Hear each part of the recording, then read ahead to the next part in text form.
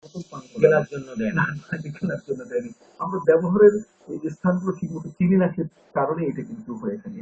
তো আমাদের ভাই যেটা বলছেন যে আসলে যদি অ্যালকোহল মুক্ত তার মানে ফুলের স্প্রে যদি হয় ফুলের থেকে অ্যালকোহল ফ্রি যদি কোনো স্প্রে হয় এটা আপনি গরম শীত হ্যাঁ, সবসময় ব্যবহার করতে পারবেন। যদি জি। অ্যালকোহল হলে হবে। জি, আমরা আরেকটা প্রশ্ন নিয়ে নেব। জি দর্শক, সালামু আলাইকুম। ওয়ালাইকুম আসসালাম।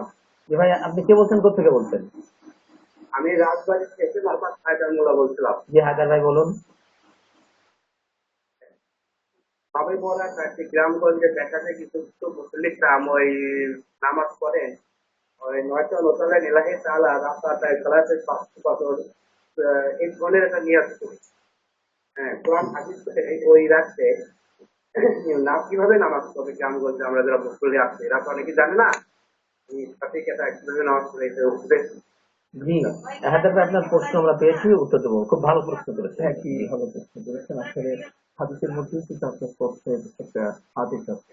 আর সেটা হলো ফাকুমু লাইলাহা, যে তোমরা রাতের বেলায় ইবাদত করো। যে রাতের ইবাদতটা আমরা করবো কি করে, এই ইবাদতটা আমাদের জানা দরকার। আসলে হায়দার ভাই আপনাকে সবসময় মনে রাখতে হবে রাতের নফল কিন্তু সবসময় দুই দুই রাকাত করে আপনি যত নফল পড়তে চান যতবার পড়তে চান তাতে কিন্তু কোনো বাধা নেই। 2 রাকাত করে পড়তে দুই হবে। রাকাত করতে। আমাদের সমাজের ভিতরে একটা বিষয় আছে, আপনি দেখুন সাধারণ মুসল্লি যারা যারা এই সূরা ফাতিহার পরে 10টা সূরা ঠিক মতো মুখস্থ রাখেন না, তাদেরকে যদি বলা হয় যে সূরায়ে কুল হুয়াল্লাহ শরীফটাকে 11 বার পড়তে হবে মুখস্থ, তাহলে অনেক সময় দেখা যায় যে 11 বারের হিসাব করতে যাইয়া নামাজ শেষ। মানসিকতা চলে যায় আঙ্গুলের দিকে, তার নামাজ গণনার নষ্ট দিকে, হয়ে যায়। নামাজ নষ্ট হয়ে যায়। বিষয়টি কিন্তু এমন নয়।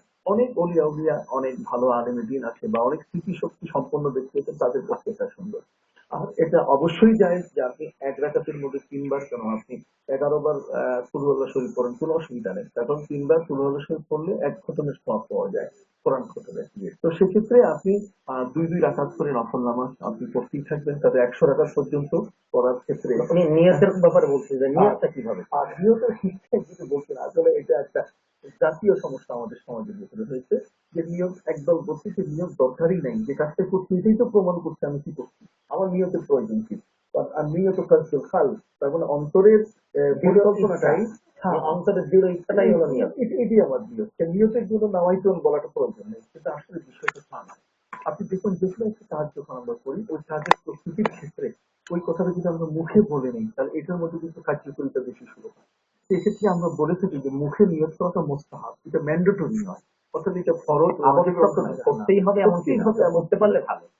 অনেক ভালো। তার কারণ আপনি যদি বলেন যে নামাইতু আন উসাল্লিয়া লিল্লাহি তাআলা রাকাতাই সালাতাই লাইলাতুল বারাআত, আমি লাইলাতুল বারাআতের 2 রাকাত নামাজ পড়ব, এই যে আরবি কষ্ট করে এই নিয়তটা আমাদের গ্রামগঞ্জের মা বোনরা যারা এই 10টা সূরা ঠিক মতো মনে রাখেন না, তারা এই আরবিটা মনে রাখবেন কত কিভাবে এটা সম্ভব নয়। সেজন্য আমার মনে হয় যেহেতু মাতৃভাষা বাংলা আর আল্লাহ তো বাংলাও বুঝেন, বাংলায় নিয়োগ করে উত্তম। আল্লাহ বাংলা যেহেতু বুঝেন, আল্লাহকে বোঝানোই তো উদ্দেশ্য। আপনি নিয়োগ করবেন যে আমি এই সবে বরাতে 2 রাকাত নফল নামাজ কেবলামুখী হয়ে আদায় করছি, আল্লাহ আকবার। নফল নামাজ, নফল নামাজ 2 রাকাত নফল নামাজ। নফল নামাজ